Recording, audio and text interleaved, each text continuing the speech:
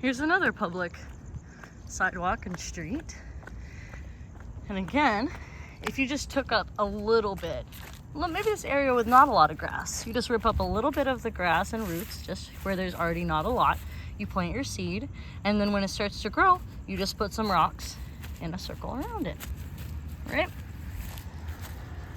And there's lots of these little patches in these areas where you're not gonna do, there's already not a lot of plants growing in that little area, so you're not doing too much damage to like any like public lands, which, you know, typically this land is owned. You see how it's all fenced off? But across the sidewalk, this is technically public land right here. This one is not owned by anyone. Now, it might be manicured by state, you know, lawn care companies hired by the state, or just by the private entity who wants the outside of their private land, which is, you know, in the public land area, to look nice because it reflects on them or whatever.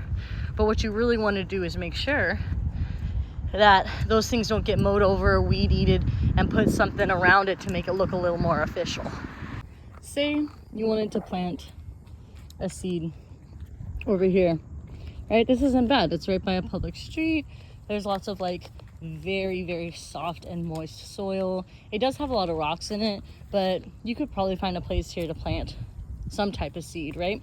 Now, if you did that, what would you want to do is when you see the things start to sprout, the next time you're in the area, put some rocks in a circle around it, right? Try to make the most official looking bed you can out of stuff that you can find, and that way it'll keep people from mowing it over. Here's another example. Now this property is owned by this business right here. Now, as you can see, you see how there's these little plants on their property, but there's also these little plants on what you would think should be public, but some companies are able to buy up these little strips on the other side of the crosswalks, or they buy the whole crosswalk area and they maintain those privately. So this is privately owned. This is also privately owned right here.